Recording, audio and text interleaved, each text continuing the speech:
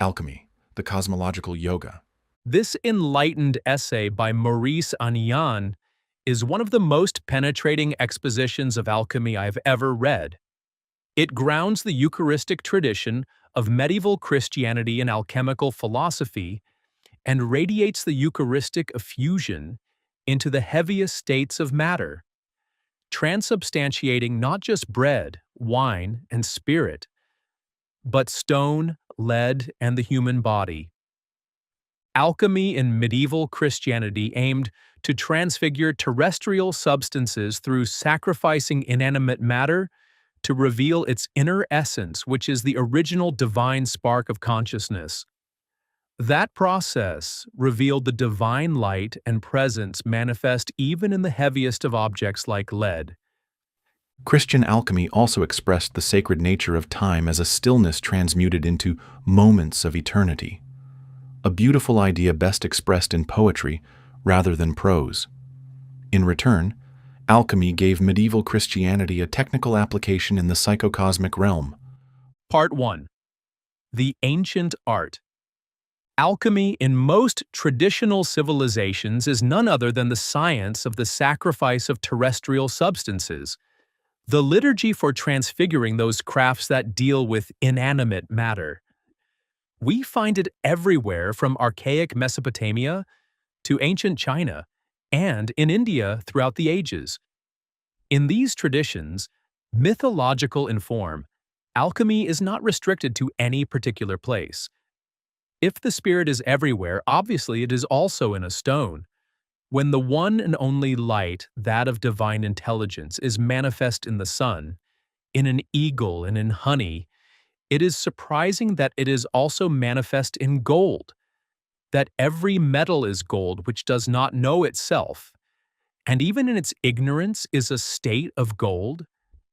If man has no other role than to worship in the undivided sanctuary of his body and of nature, is it surprising that he should transmute lead into gold? Neither can sanctity be divided, and the miracle of transmutation reveals its omnipresence. Alchemy in the metaphysical and mythological traditions had no more importance than the dance which expressed the sacred nature of rhythm, showed the worshipful circling of the dancers to be the same as that of the stars, and in the sudden immobility of the body, transmuted time, the sleep of lead, into the pure gold of a moment of eternity. However, alchemy was destined to have a special significance in the realm of the monotheistic traditions, and particularly in Christianity. Apart from traces of folklore that still exists in some rural communities of Europe, alchemy, or more generally, Hermeticism, seems to have been the only cosmological doctrine to survive in the Christian world. It has therefore been called upon to play a major role beneath the surface in a religion that stressed contempt of the flesh and shunned cosmology. In fact, during the early Middle Ages, and up to the beginning of Gothic art, alchemy was not opposed to Christianity but completed it. Through it, the Eucharistic effusion radiated even into the heaviest states of matter.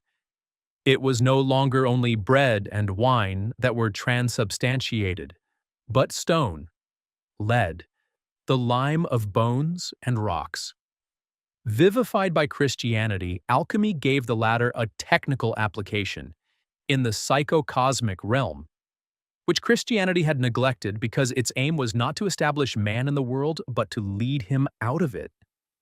So, alchemy could not have survived in the West without the tremendous initiatic effusion of Christianity. Just as the archaic house only exists because of the chimney by which it communicates with heaven, so there is no possible cosmology except around the central state, through which one can find a way out of the cosmos. However, without alchemy, Christianity could not have been incarnated in a total order. There would have been monks and saints, but there would not have been the sacred idea of a nature which could endow the arts and crafts and heraldry, with their character of lesser mysteries. In a time when we are weighed down by heaviness, it is perhaps urgent to remind Christianity that it not only accepted, but in the centuries of its noblest incarnation, animated a true yoga of heaviness and matter. Part 1. Outline of the Doctrine, the Meaning of Gold. Despite the insistence of historians of science, alchemy was never, except in its degenerate aspects, a primitive chemistry. It was a sacramental science in which material phenomena were not autonomous but represented only the condensation of psychic and spiritual realities. When the spontaneity and mystery of nature is penetrated, it becomes transparent. On the one hand, it is transfigured under the lightning flashes of divine energies, and on the other, it incorporates and symbolizes those angelic states that fallen man can only glimpse for brief moments when listening to music or when contemplating a human face. Symbols are not meant to be stuck onto things. They are the very structure, the presence, and the beauty of things such as they are in the process of perfection in God. For alchemy, which is the science of symbol, there was no question, as has sometimes been said, of a material unity of nature, but of a spiritual unity. One could almost say a spiritual assumption of nature. For nature ultimately is none other than the place of a metaphysical principle. Through man, it becomes the body of the Word and, as it were, the bride of God. This assumption of matter is the key to the alchemical work, which simply helps substances to plunge into the father nature, that is, to incorporate, according to their mode of being, the greatest possible spiritual light. Creatures must plunge into this father nature and become unity in the only Son, for nature, which is God, seeks only the image of God. Copper, because of its nature, can become silver, and silver, by its nature, can become gold. So neither one nor the other stops or pauses until this identity is realized. For gold is the most perfect of metals, the one whose luminous density best expresses the divine presence in the mineral realm. Through spiritual continuity, each metal is virtually gold, and each stone becomes precious in God. This transfiguration of nature, memory of Eden and expectation of the second coming, parousia, can at present only take effect in the heart of man, the central and conscious being of the creation. Indeed, that being so, the eye of the heart can see gold and lead and crystal in the mountain, because it can see the world in God. Alchemy, like all the ancient sciences, was therefore an immense effort to awaken man to the divine omnipresence. Its importance is to have emphasized this omnipresence in the darkest heaviness. There where the pseudo-mystical, idealistic perspective would be least likely to look for it.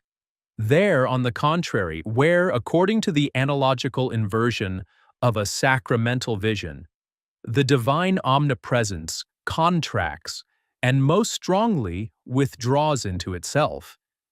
If the production of metallic gold has sometimes been achieved, then it was simply a sign.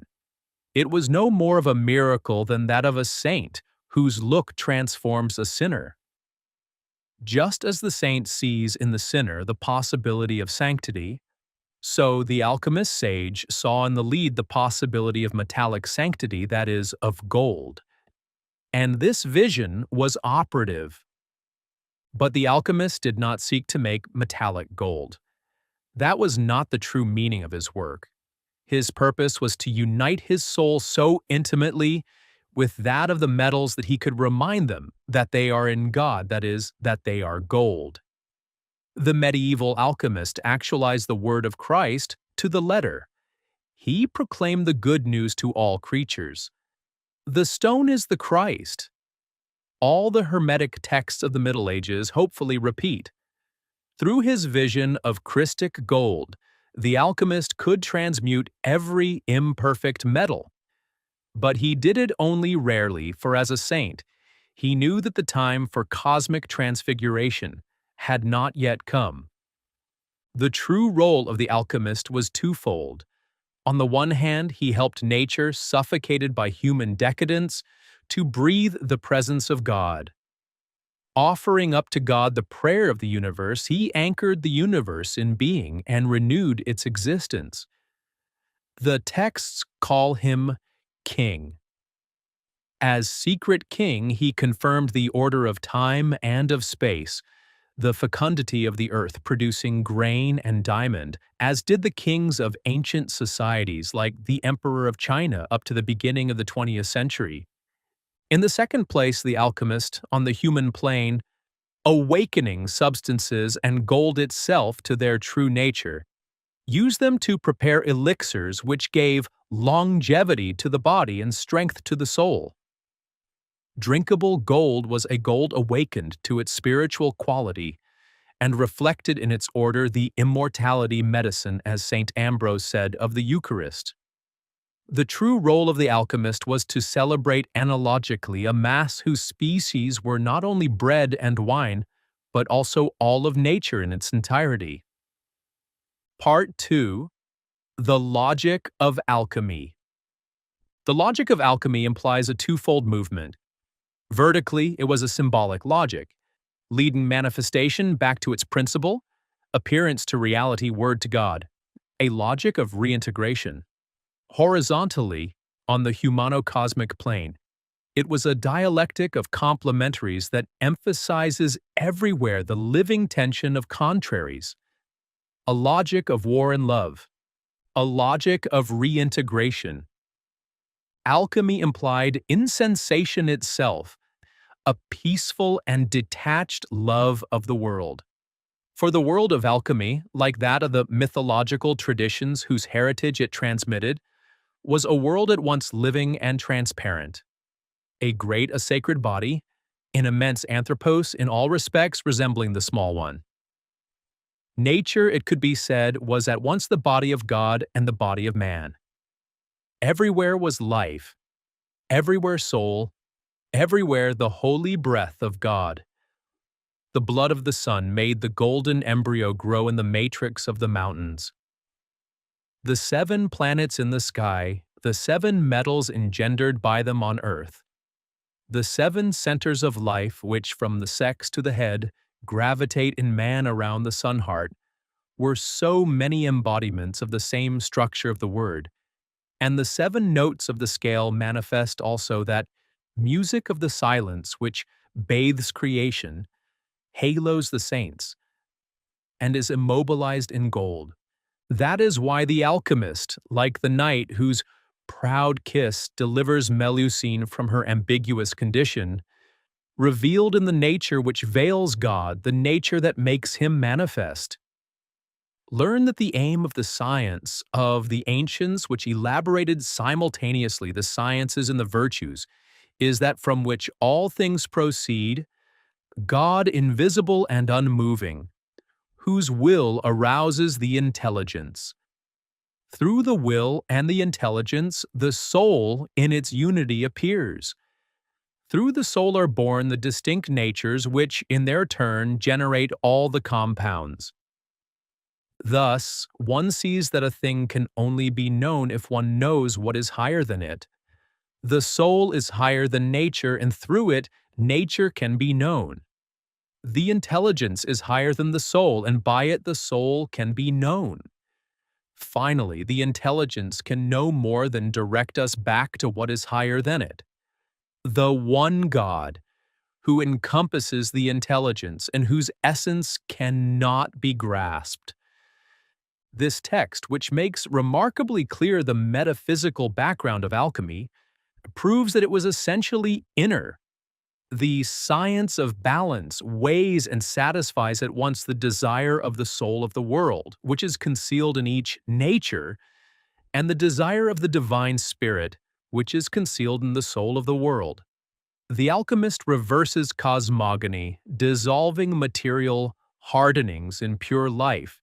He makes it himself by meditating on natural beauty and on that sympathy which holds all things together, the unity of the soul of the world, until in its center, that is, in his own heart, he causes the solar fire of the Spirit to rise.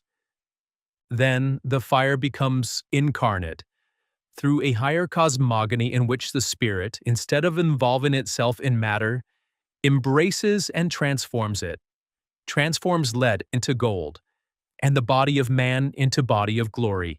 Alchemy is performed, as Henry Corbin has said, in a physics of resurrection. Logic of war and love. Therefore, the proper domain of alchemy is essentially that of the soul, that humano-cosmic environment, psychic in nature, which links the world of sensory appearances to that of spiritual realities. It is the intermediate world of all the traditions, the mesocosmos of the Iranian alchemy of Jabir, called Geber by the Latins. Now this mesocosmos is governed by a logic of war, by essentially dual forces, whose never-ending struggle is that of the two serpents of the caduceus. In this domain, the alchemical work is wholly one of mediation. It strives to transform war into love, so that it may culminate not in a sterile death, but in a glorious birth. The mode of operation of nature in the universe of form consists of a continuous rhythm of coagulations and dissolutions. Form is impressed on matter, and matter dissolves it in order to offer itself to another form. Everything is alternation, evolution, and involution. Birth, life, death, and rebirth. Solve et coagula. Nature disports itself with nature in a play of perpetually interacting tensions, which neutralize each other at one moment by their very opposition, and then destroy each other only to arise again in a new guise.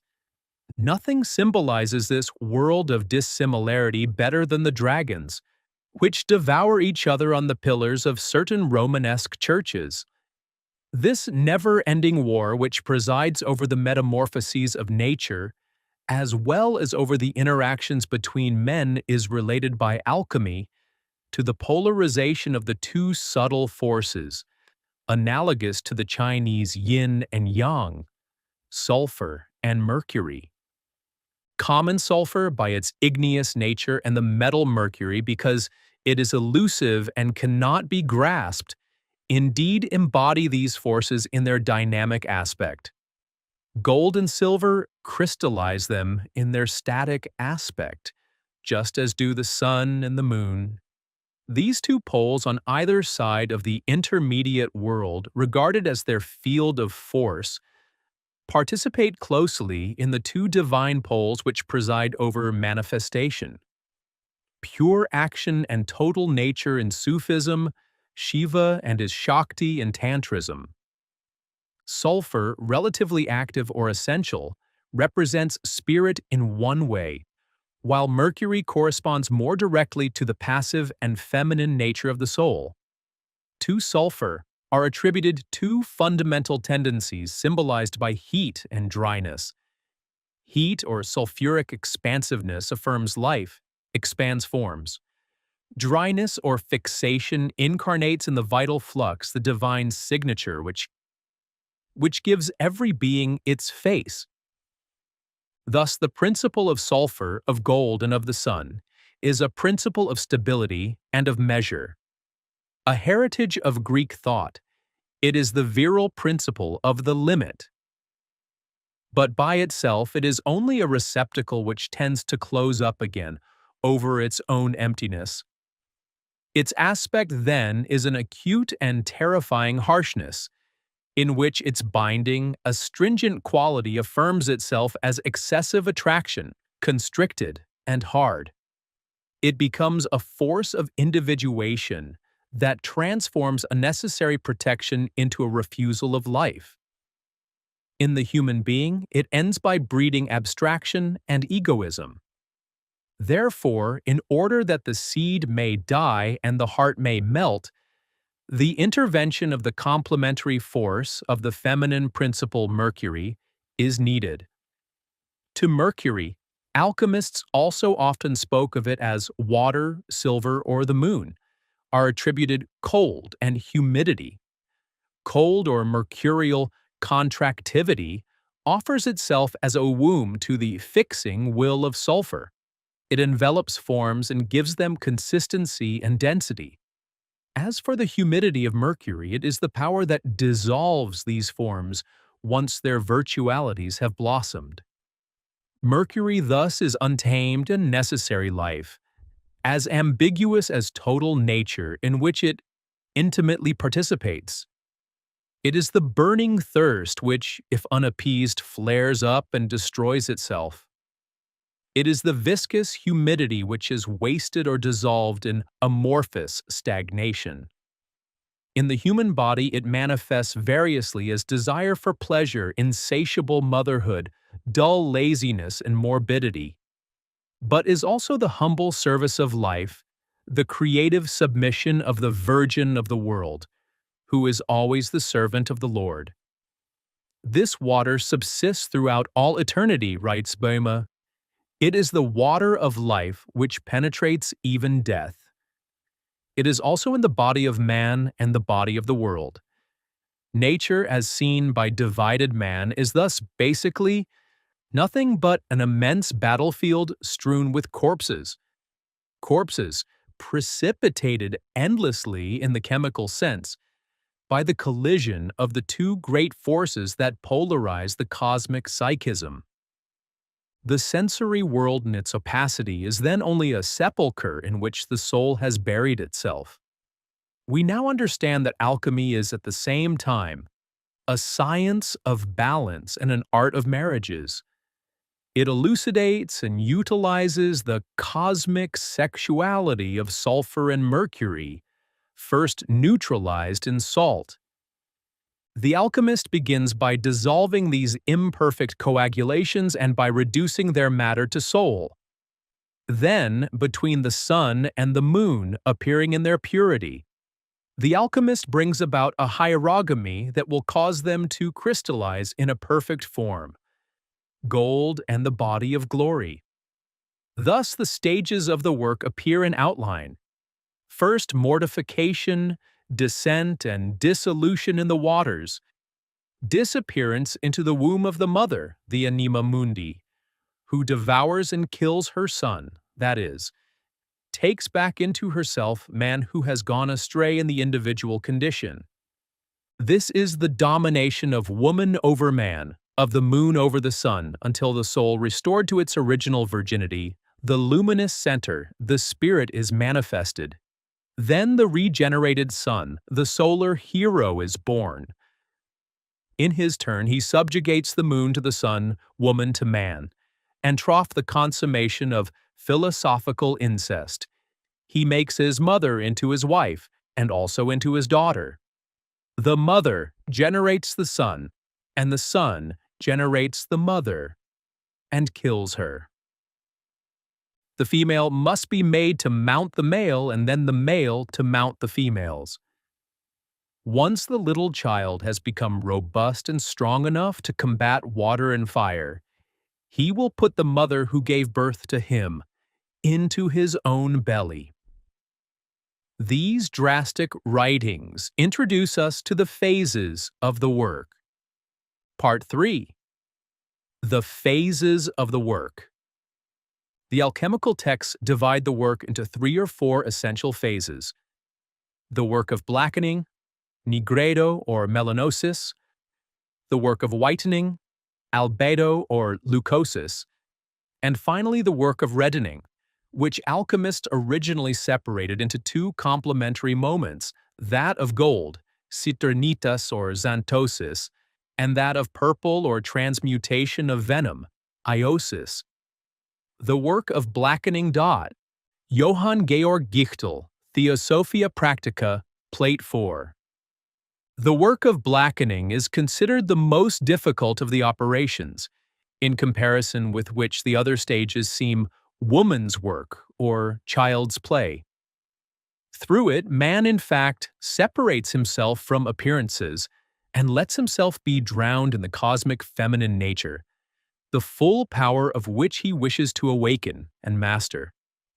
The work of blackening is thus at the same time a death, a marriage, or better, a parturition in reverse, and a descent into hell.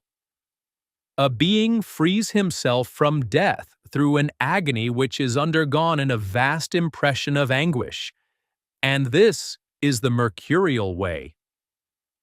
The work of blackening. The work of blackening which prepares mercury, the world's subtle material, presents itself as a death to cosmic illusion in which the mercurial waters are, so to say, congealed. This is why the texts call it separation or division. Man detaches himself from his separate existence.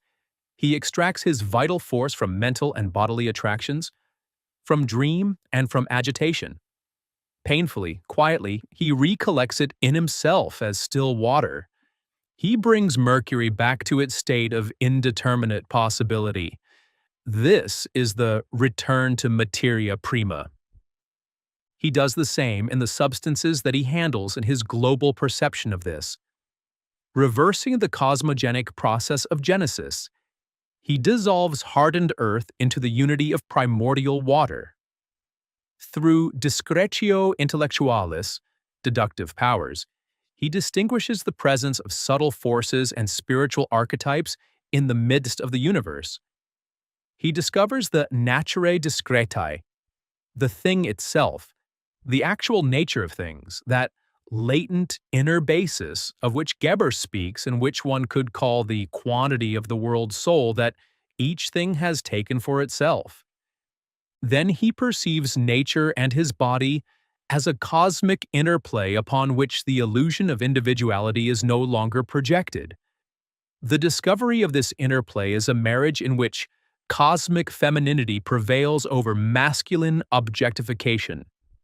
It is a liberating dissolution, which draws the virile force back from separative modes of action and of knowledge in order to bathe it in the baptismal water of universal life. In Gichtel's diagram of the subtle centers, Saturn has to be united to the Moon and Jupiter to Mercury. Saturn is lead, the concretion of the spirit of weight. It will thus be above all the symbol of a certain way of seeing the world, that particular vision which fixes appearances in their opacity and separation, and keeps man in his illusion of being awake, while he is only a sleepwalker possessed by a leaden sleep. Gichtel clarifies this view by situating the Saturnian center in the brain, and attributing to it, following Macrobius, the ratiocinatio. This is why Saturn has to be dissolved in the lunar center, situated in the sacral region, and representing the physikon, the totality of the vital energies. And Jupiter, masculine center of the will, localized in the frontal region, to praktikon, the vis agendi, the will to power, must be dissolved in Mercury, the feminine center of the imagination, situated in the umbilical region, that feminine imagination which sees nature as the scenery of a dream, perhaps the dream of God. This marriage in which the masculine is dissolved is often described as parturition in reverse. Just as in the cosmogenic process of generation, the soul is coagulated in the human mind, so in the process of regeneration that could be called theogenic, the mental must be reabsorbed in the potentiality of the soul. Man enters the uterus of woman and is there dissolved. But this return to potentiality begins with a return to darkness, a descent into hell. The chaos of matter is dark, so long as its virtual content has not opened. It blossoms spontaneously into the poisonous flower of the world. Man has rejected the enchantment of this flower, and he must now take into himself the force that made it bloom, so as to make possible its fulfillment in a new flower, pure and noble, which will again collect the divine fire. The alchemist, therefore, descends into the depths of matter, that is, into the depths of life. He proceeds to awaken the inner mercurial femininity, which lies asleep at the root of cosmic sexuality, so as to make it into a force of regeneration, in the desire which gives birth to metals in the womb of the earth, and to the child in the womb of a woman. A will for immortality is at work. But so long as this desire is oriented only toward the outside, immortality is fragmented in time, is objectified in the chain of generations. Outer birth, so to say, syncopates, eternal birth cuts it up. As Evola writes, heterogenesis replaces autogenesis. The alchemist refuses to run away from this mystery. He enters into it. He comprehends it, that is, takes into himself the desire which everywhere links sulfur to mercury. He obliges it to wish for God. Visita interiora terrae.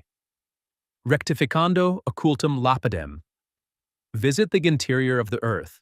Rectify what you find there, and you will discover the hidden stone.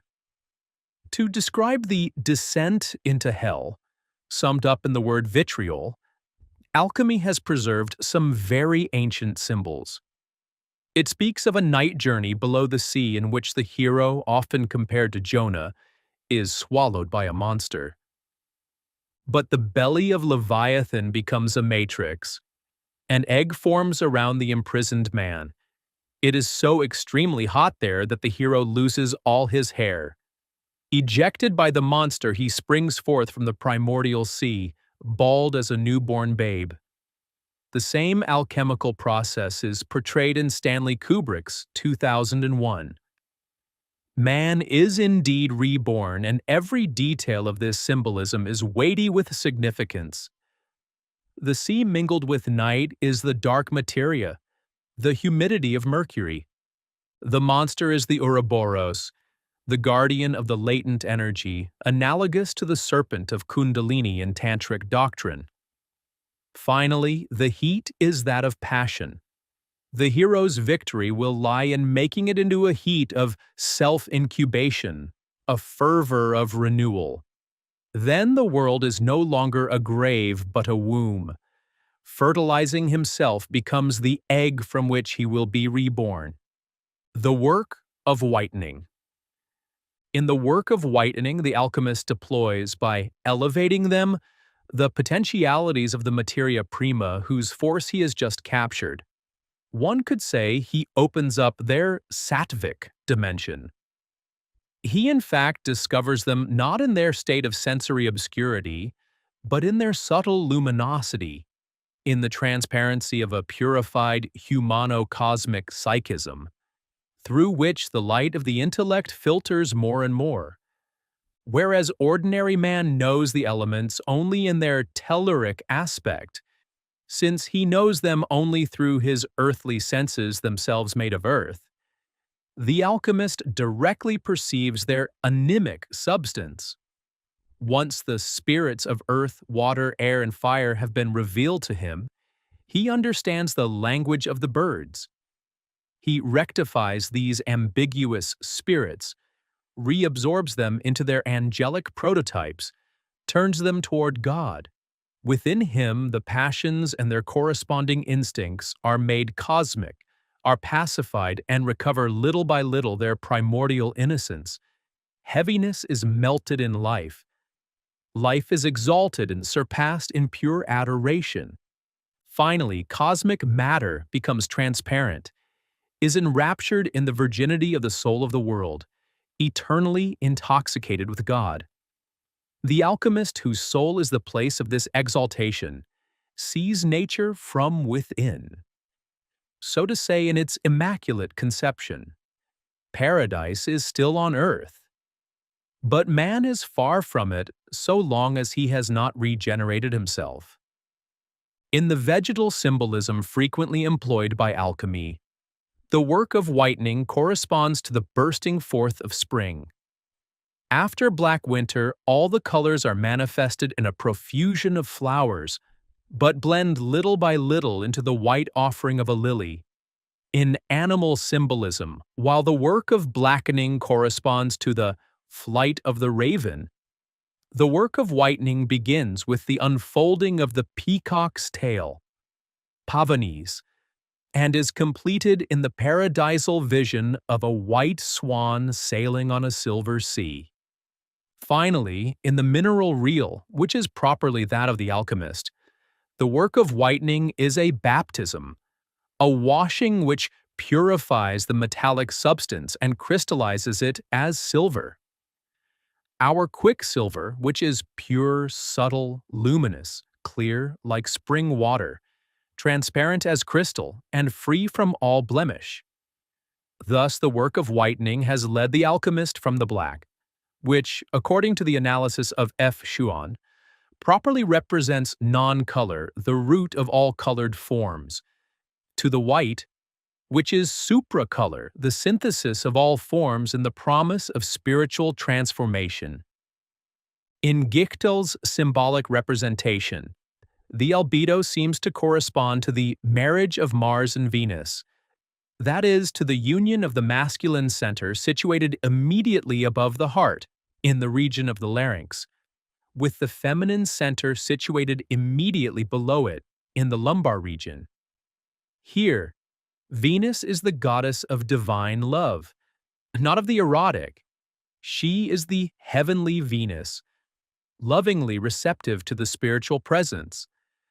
One begins to see the role which these concepts must have played in the medieval worship of the lady, especially if we remember that alchemy often adopted the symbolism of the quest, which always culminates in a feminine image of the soul of the world, the golden fleece or the chalice of the Grail.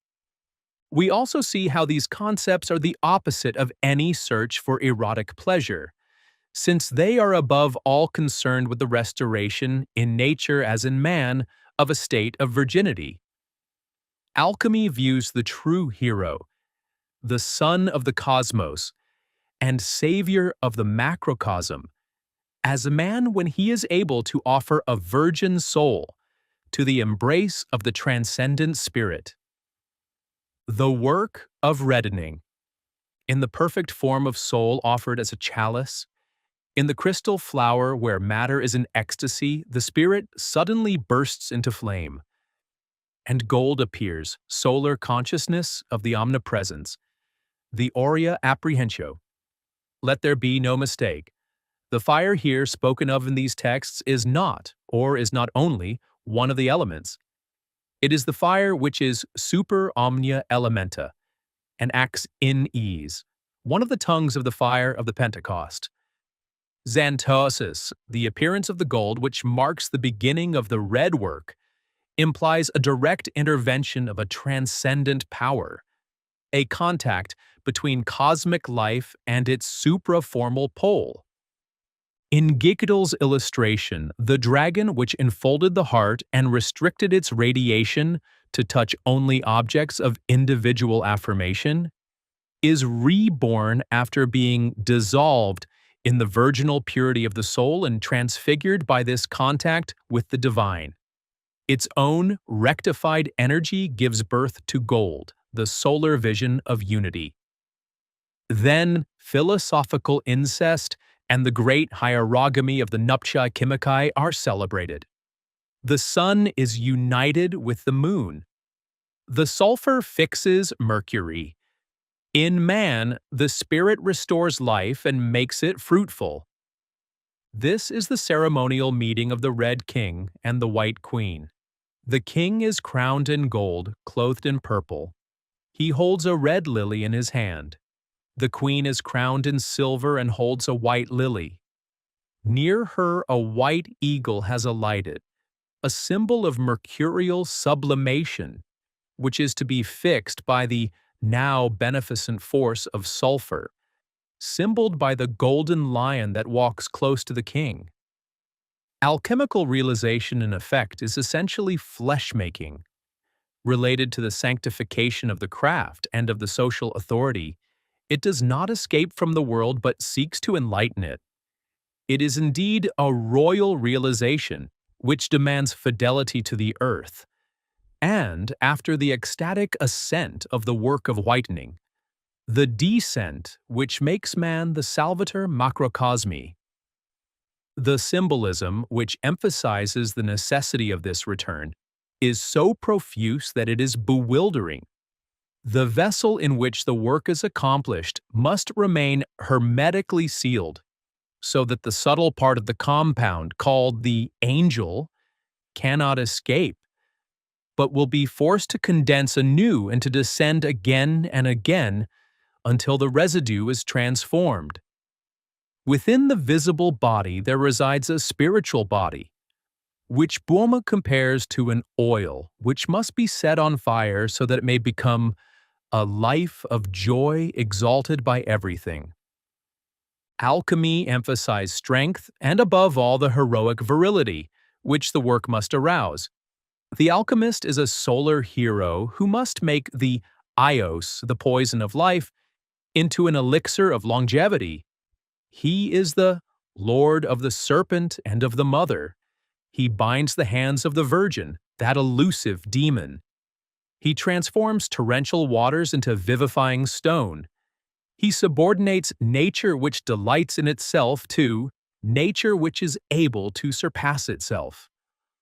Through the accomplishment, as we have said, of a higher cosmogony, he confers on cosmic sexuality the nobility of a liberating love of man for the woman whom he wishes to guide toward her perfection, of the craftsman for the matters whose secret beauty he releases, of the king for his people whom he supports in the performance of the lesser mysteries, that is, in the transmutation through all human activity, of the cosmic order into a liturgy. That is why it would be better to translate rubedo as work in the purple, rather than work in the red. The purple results from the union of light and darkness, a union which marks the victory of light. Purple is the royal color. It is also, according to Suhrawardi, the color of the wings of the archangel who presides over the fate of humanity, whenever a wise man discovers the sacredness of all things. The archangel has soiled one of his wings with shadow. The silent one, by his presence alone, brings together the white wing with the black wing and unites them in the purple. In Gichtel's design, the first movement toward the heart, which is realized as an inner purification, is succeeded by an inverse movement of outer unification. And this time, the masculine centers absorb the feminine centers. The sun is projected onto Venus and transforms her into Mars, penetrating animal energy and turning it toward holy inner warfare. Mars, in its turn, fixes Mercury so as to extract Jupiter from it. Jupiter, the king who dispenses justice under the tree of peace. The spirit penetrates vegetal dream and transforms the nightmare of the world into a dream of God. Through Jupiter, the sun descends into the root force of the water, of the moon, and of sex, in the night in which it is wrapped, so that it may be received by creatures. Fecundity is transfigured. It no longer transmits anything but life. This is an eternalized autumn, the appearance of man fructified. Finally, there arises a regenerated Saturn, henceforth the god of the golden age. Lead is transformed into gold. The consciousness of the alchemist penetrates mineral sleep, in stones as well as bones. Returning to the Kabbalistic teaching relating to the luz, to the tiny bone which resists the fire, and whose body by wakening from his sleep in death the God who sleeps in the stone of bones.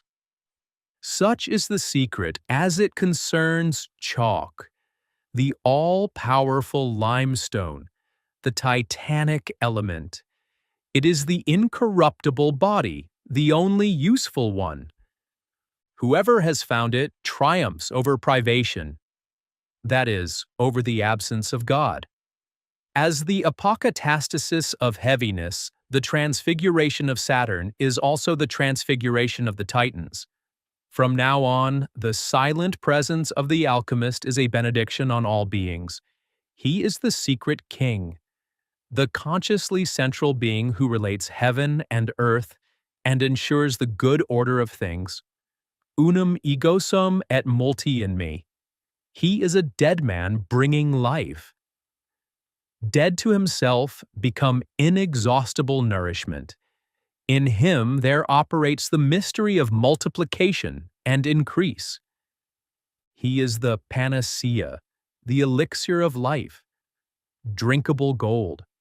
From the Christic stone with which it is identified, there flows a red and white tincture which comforts the soul and the body. He is the phoenix from whose ashes a vast flock of golden birds take flight. The humid way and the dry way. The way which I have just described draws natural energy into itself in order to transform it into fervor. This is the humid way. The alchemists speak in hidden terms, even more hidden than usually, of a rapid and dangerous way, the dry way. This uses a contra-natural fire analogous in the cosmological real to the Vedantic yoga of knowledge, or even better, to the direct path of tantrism. It goes directly from the ego to the inner man, without passing through the cosmic mediation, by slowly taking into itself the soul of the world. It seems to start from a still more radical descent into hell, doubtless from an immediate becoming, conscious of the formidable energy which is asleep in stones and bony systems. As in tantrism immediately before the awakening of Kundalini, this consciousness takes on the appearance of a torrid heat linked to the affirmation, I am, which is no longer individuated. This heat, that of quicklime, devours the psycho-vital objectivation of Mercury to allow only the certitude of gold to subsist. The dry way, which no longer operates with the slow fire of nature, seems to have employed in order to facilitate the traumas of disidentification, which dislocate appearances, intoxicating potions, perhaps organic liquids mixed with alcohol like the urine of a drunkard. Urine, the symbolism of which is to be found in tantric alchemy, designated above all for the alchemists, the fire of lower nature, or inferioris naturae. But rather than comment on those corrosive methods regarding which the texts, in the absence of any oral teachings, are difficult to interpret, we would sooner give some indications about the processes which are very pleasing to nature. Part 3 Methods. The ancient character of alchemical asceticism explains why it has less to do with renunciation than with detachment, less with escape from the world than with a purified participation in its divine celebration. It can be said that its aim is in fact the penetration of the cosmic ambiance, a cosmicization of the soul, to use the expression of Mircea Eliade. Like the vas hermetis that is its support for meditation and in a way its symbol, the soul of the alchemist must become round so as to imitate the spherical perfection of the cosmos. It must contain the earth and its lower fire, heaven with its sun and moon. It must be homologized to the world, so as to become with it the womb and the egg from which the filius philosophorum, the miraculous stone, will be born. Since, according to the proverb, one cannot make gold except with gold, the alchemist will begin from the grains scattered in ordinary life. Moments of suspension, or golden instants, which will sometimes rend our sleep and allow a glimmer of the inner gold to filter through to us, through the mountain of our ignorance, true imagination. To collect these grains of gold, the major practice of alchemy seems to have been imagination. Not imagination in the ordinary sense, but true imagination, which the texts carefully oppose to fantasy.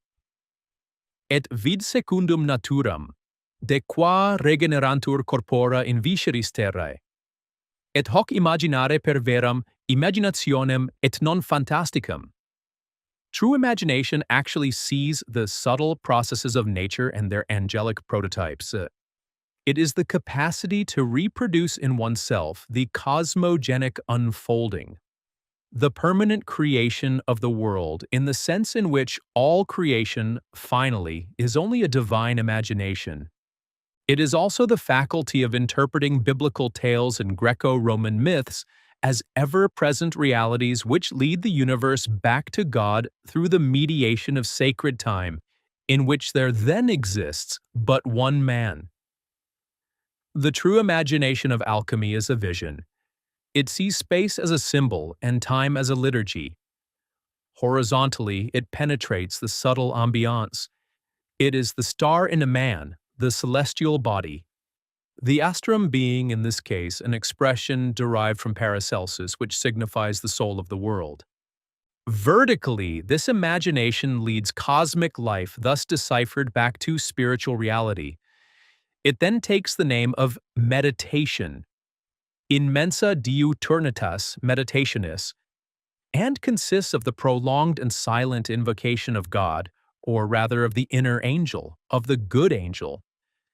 Indeed, the aim of alchemy, whose role must remain cosmological, is not union with transcendence, but the establishment of a contact with it through the angelic ray which unites the supraformal with the world of forms. Thus, when Hermetic authors speak of seeing with the eyes of the spirit, it is not a question, as Jung believed, of a hallucinatory projection of the individual or collective psyche on chemical substances whose true nature would remain basically unknown. It is a question of a divination of the mystery of things, first of the still ambiguous mystery of the soul of the worlds, then of the luminous mystery of the spirit. It is a question of no longer seeing things as humanity hereditarily and collectively dreams them, that is, in their sensory outerness, but rather as God dreams them, that is, in their spiritual innerness. God allows the intelligent philosopher through the mediation of nature to make hidden things appear, and to free them from darkness. These hidden realities are always present, but the eyes of ordinary men do not see them.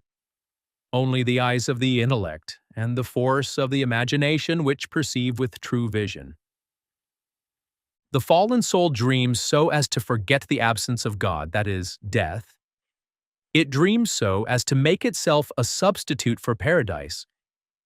It dreams the individual condition, the sensory universe, and the thousand forms in which they meet and seeks to turn them for its pleasure into the arts, sciences, and techniques of the profane world. The soul must die to its dream in order to rediscover God. That is why the properly spiritual methods seek to kill the dream of the soul, whether through the implacable question, "Who am I?" or rather, in our time, by the invocation of the divine name. Alchemy, on the contrary, whose method is less spiritual than psycho-cosmic, makes use of the soul's need for dream.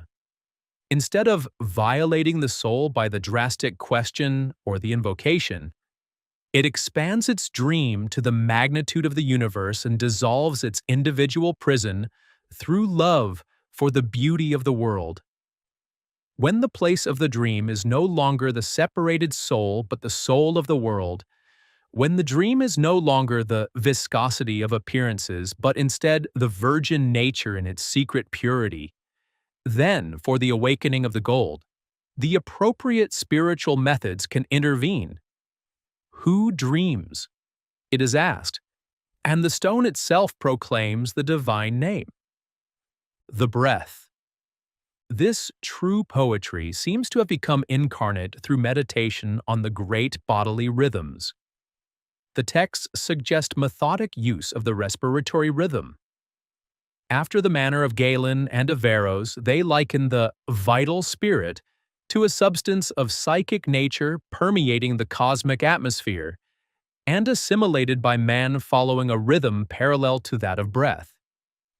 This concept is too close to the concept of prana for us to doubt that the alchemists knew breathing exercises analogous to those of yoga, and more precisely of tantric laya yoga. In the symbolism of the latter, so ancient that we realize why it should often be the same as the symbolism of alchemy, bodily life is found to be partially conditioned by the contrary action of two subtle breaths, prana and apanna. The first linked to the respiratory function, the second to the sexual function.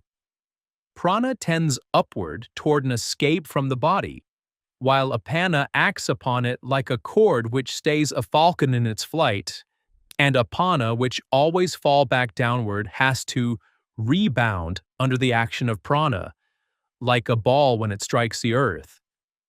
If one adds that prana is related to the sun and apana to the moon, it is not difficult to see their opposition as an aspect of the duality sulfur-mercury, and particularly of the two birds, one of which, being volatile, has wings, and the other being fixed, does not, and whose perpetual interaction must be utilized and conciliated by art.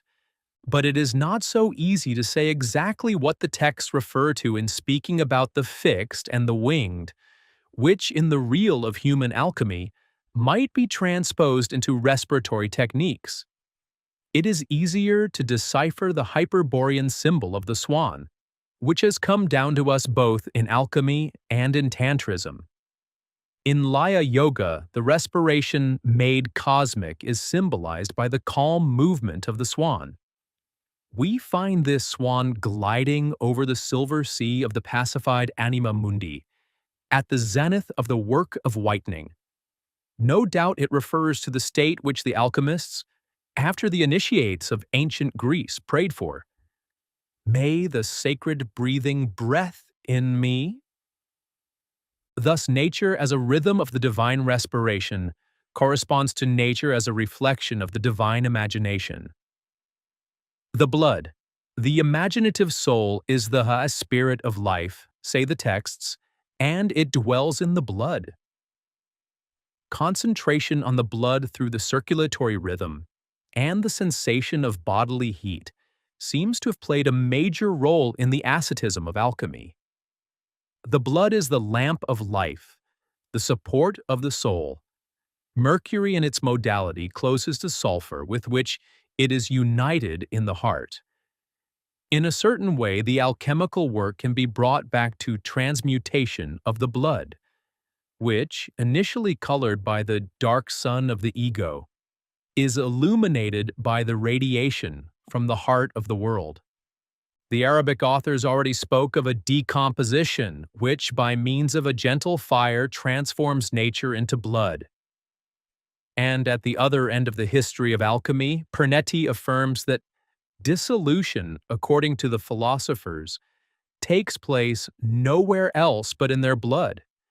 The entire first half of the work, which reabsorbs the sensory and the soul, is therefore transcribed as an inner experience of dissolution of the body in the blood. Then man feels himself only as heat and pulsation, fervor and rhythm, that is, as pure life. Male and female, the body and its vital spirit are none other than the body and the blood. The dissolving of the body in its own blood is the dissolving of the male by the female. It is the dissolving of the body in its own spirit of life. You will try in vain to obtain a perfect dissolution of the body if you do not increase in it the influx of the blood, which is its natural menstruation, its femininity, and its vital spirit all in one, and with which it must unite so closely that they constitute but one and the same substance. In biblical symbolism interpreted by alchemy, the blood is the Red Sea, which has to be crossed in order to leave Egypt. That is to leave the body. In a deeper sense, blood is the fiery sword which bars the way to the tree of life. Its rhythm creates space-time. To penetrate the mystery of the blood means to unite the heart of man with the heart of the world, in which a non-spatial ray pierces space and permits escape from it. Sexuality.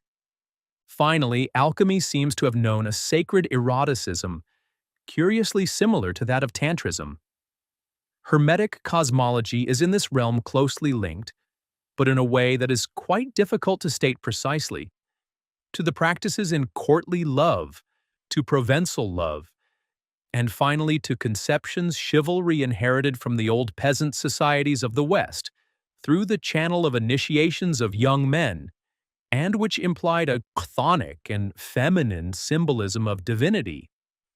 Thus, apart from the patriarchal society of the Middle Ages, which chiefly emphasized the biological function of marriage and saw in the perpetuation of the species the excuse for sins of the flesh, another, more primordial tradition has survived, one which emphasizes the positive symbolism of love and endows it with the aim of spiritual regeneration. It seems that there must have existed an alchemical marriage consecrated to the pursuit of the great work, and similar to the tantric marriage of Tibet, whose acknowledged aim is not the procreation of children, but illumination. Allusions to the soror mystica, to the consort in service, are frequent in the alchemical texts. All the operations represented in the Modus Liber are performed by a couple who in end are transfigured into the hieros gamos of the sun and the moon. Moreover, several texts specifically state that the combined effort of a man and a woman is necessary for the completion of the work. Finally, the almost mythical renown of Nicholas Flamel and of Dame Purnell emphasizes the importance accorded by the alchemists to the spiritual marriage. In fact, it is clear that human love could be expanded by alchemical ideas about cosmic sexuality, and perhaps secretly about divine sexuality. It is also clear that desire, experienced in detachment and innocence, could help the red man and the white woman to capture at its very source the femininity of matter. For Western Christianity, love can at best be sanctified. For alchemy, it could become sanctifying. This union in the service of the work was not easy. It implied at least 3 requirements.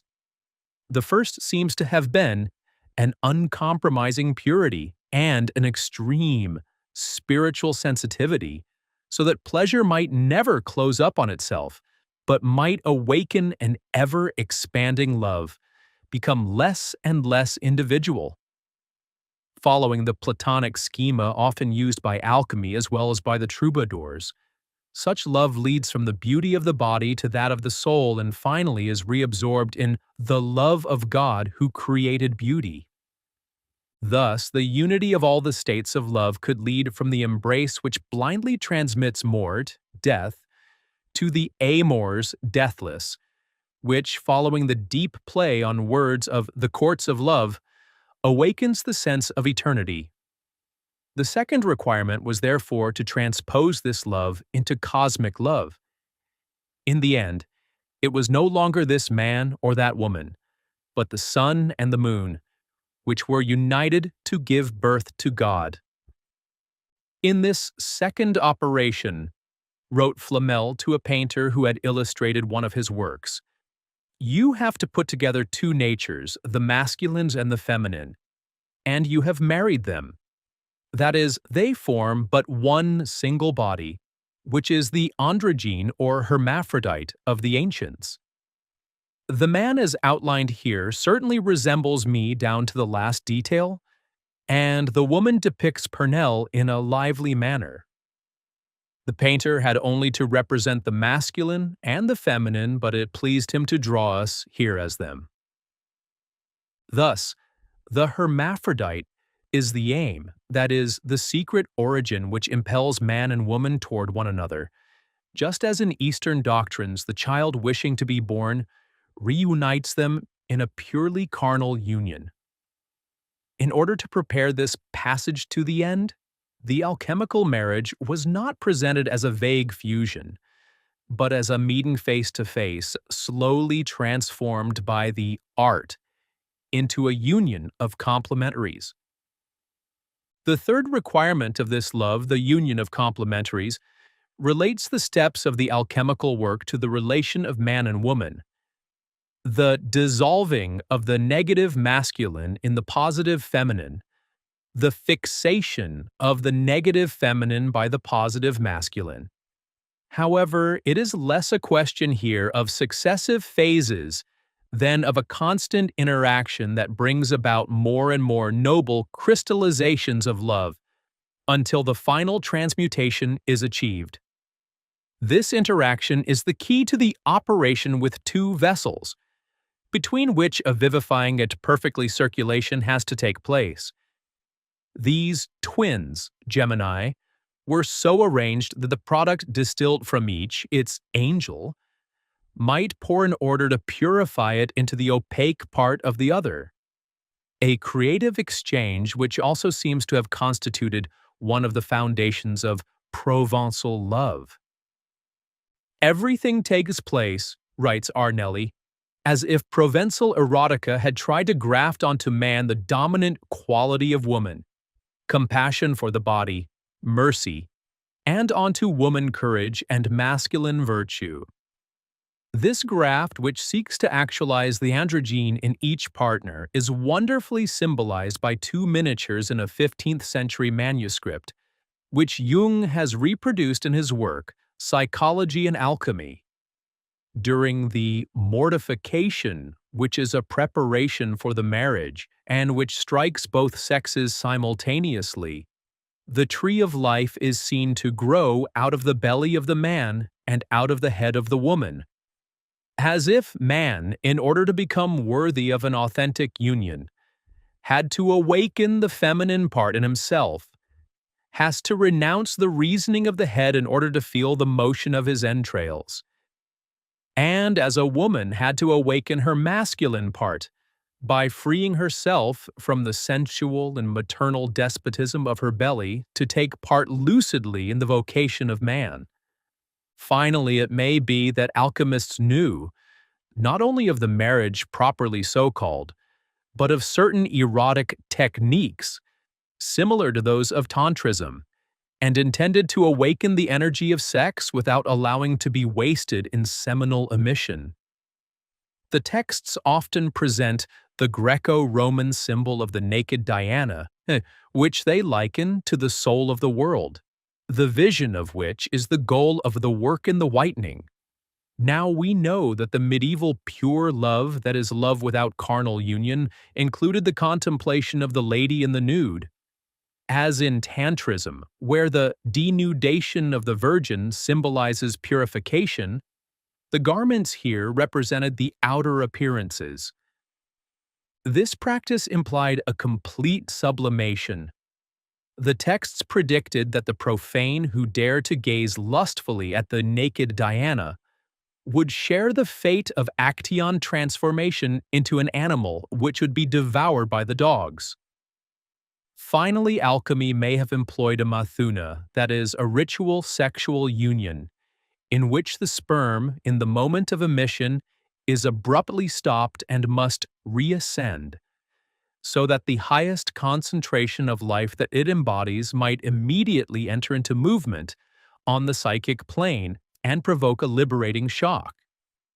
In a Hermetico-Kabbalist text, the Ash Mezaref, we find a hint of a procedure of this kind in the reference to the biblical symbolism of the thrust of Phinea's spear. The lance pierces at the same time the solar Israelite and the lunar Midianite at their moment of their union and in locis genitalibus, the point of force of the iron acting on matter cleanses it of all its defilement. Here the Israelite is nothing other than masculine sulfur, and the Midianite should be understood as water. Phineas's lance not only kills the masculine sulfur, but it also mortifies his wife. And together they are transmuted by mingling their blood in a single act of generation. It is then, in fact, that the miracles of Phineas begin. Tantrism and alchemy.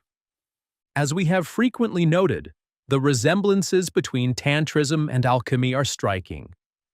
This should not be surprising if it is borne in mind that these two traditions revitalize the same ancient symbolism, mythocosmic in nature, and make identification with the world in its positive aspect the first and necessary step of liberation.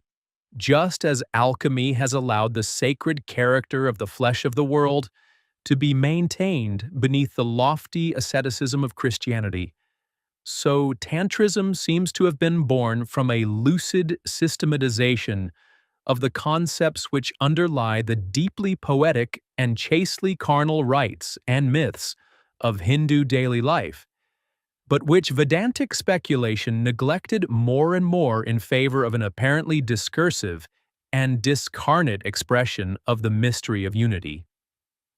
These common roots, this partly analogous role, explain why the attitudes of tantrism and alchemy converge. Both take the material body as their point of departure in order to transfigure it, since it is nothing other than the spiritual body identified with its own objectification by the process of cosmogenic desire. Thus, the diamond body of tantrism corresponds to the corpus glorificationis, or glorified body, of Latin alchemy, and the symbol of the diamond is identical to that of the stone, which is also a diamond. It is because the two traditions have a similar conception of nature. Alchemy is clearly a Shaktism, which assumes, even in its final obscuration, the immanent power of the principle so as to save man, according to the tantric saying, through the same means that habitually cause his downfall. Finally, in both cases, it is the same assumption of positive sexuality which stops, explicitly at least, on the cosmic plane in alchemy, whereas it begins in divinize for tantrism. The opposition of sulfur and mercury thus appears as a relatively contingent application of the metaphysical polarization between Shiva and his Shakti. Potential energy to manifest needs a potential difference, or more plainly, a separation of poles. Under these conditions, it is normal to observe the very great resemblances between the subtle physiology of tantrism and that of alchemy. The multiplicity of nadis, those currents of subtle force that furrow and animate the organism, culminate in a duality, that of two opposed arteries called Pingala and Ida. Ida, whose symbolic color is a very pale white, represents a lunar current linked to the Shakti principle. Pingala, a brilliant red in color, is a solar Shivaic current. These two nadis, which emerge from the sacral region and intertwine around the vertebral column, correspond in alchemical language to the two serpents of the caduceus, opposed to each other as are the white, lunar mercury, and the red, solar sulfur. Just as the duality of Ida and Pingala is resolved at the moment of spiritual realization in the unity of the central artery, hitherto virtual of the Sushumna, so the two serpents which were fighting each other, now having been struck by the staff of Hermes, entwine themselves around it, and henceforth bring to the god of twofold the urgical power to bind and unbind. Cosmic nature in its latent state, needing to be awakened and mastered, is symbolized in alchemy as in tantrism by a serpent coiled around itself, Ouroboros and Kundalini, Both traditions relate this serpent with heaviness, sleep, and earth to the Hermetic visita interiora. Terrae corresponds the descent to the Muladhara chakra, the subtle center which is at the root of bodily existence, and which corresponds to the tattva of the earth. Tantrism locates this chakra at the base of the spinal column, and one might suppose that an analogous localization was known to alchemy, since it, like tantras, relates the earth force to the sexual function and often situates the lunar center, which corresponds, as we have seen, to Fusikon, the totality of the vital energies, at the base of the spinal column. There remains, in order to complete this brief comparison of two subtle physiologies, the problem of the centers of life. The quality of freedom passes through the astringent quality which can be likened to imprisonment in the hard earth, rends the body and emerges from the body outside and above the earth. The body and the earth seem analogous here to the Muladhara chakra, and thus advances persistently until a long stem has grown. The qualities, the union of Ida and Pingala, ascend through this stem, Sushumna. There they generate the colors. A bud of flowers on the stem later, which is a new body, resembling the one which originally had its roots in the earth, and from then on assuming a more subtle form. It seems, nevertheless, that a true correspondence cannot be established between the subtle centers of alchemy and those of tantrism, except for the four centers rising by steps from the sacral region to the heart. Or rather, it is only in the case of the heart that the correspondence is complete. The three lower alchemical centers represent only the Shaktic, mercurial modality of the corresponding chakras, their Shivaic or sulfurous modality being found in the alchemical centers situated above the heart. For example, the Muladhara chakra is identified, not with Gichtel's single lunar center, but with the union between the lunar center and the Saturnian center, which is localized in the brain.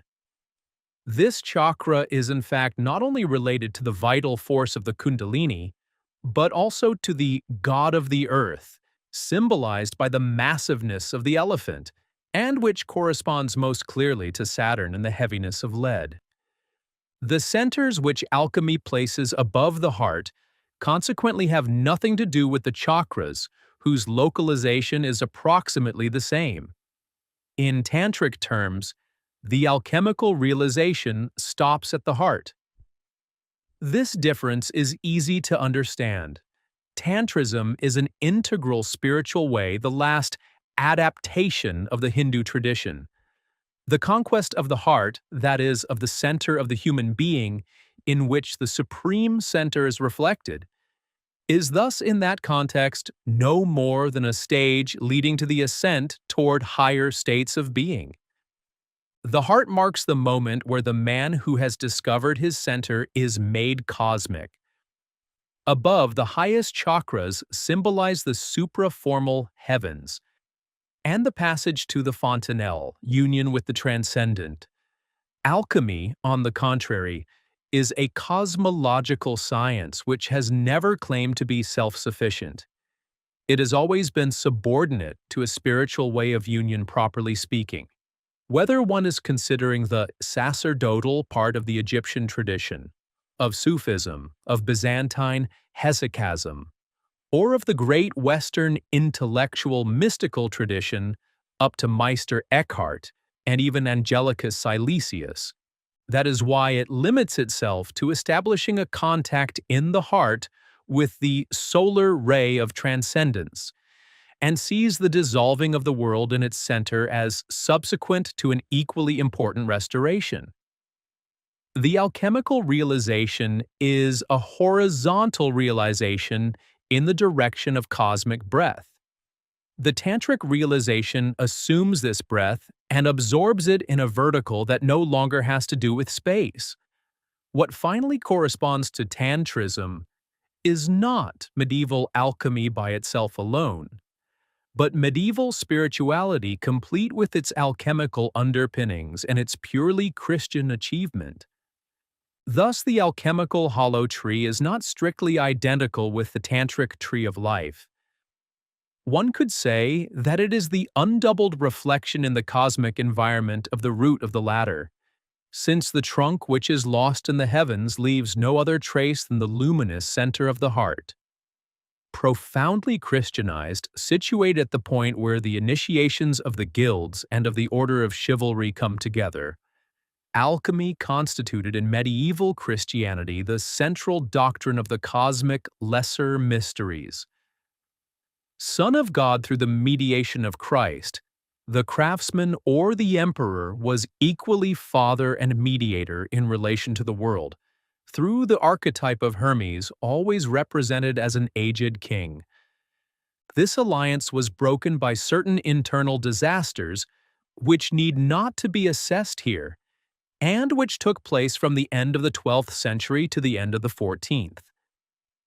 Metacosmic in essence, Christianity became, in the West at least, more and more anti-cosmic.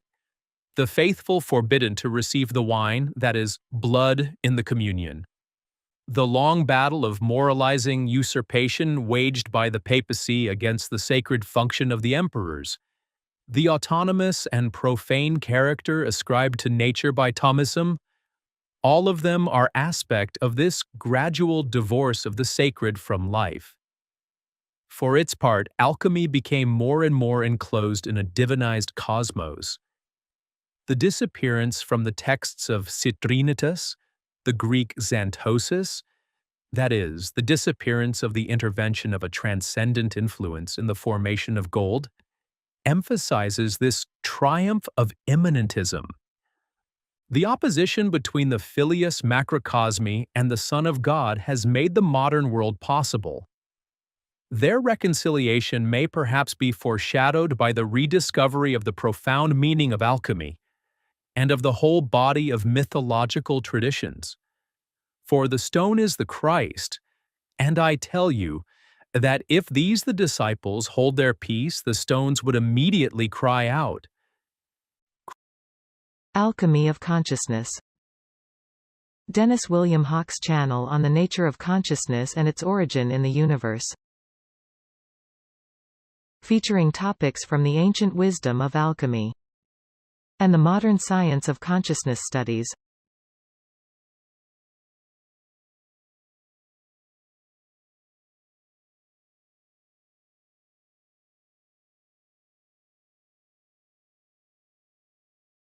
Including artificial intelligence and the looming confrontation between mind and machine.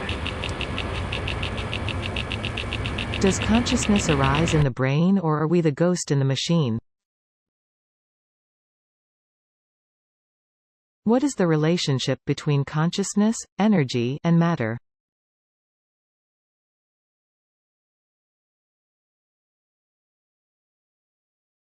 Visit Dennis William Hauck's YouTube channel at youtube.com/c/dwalk1.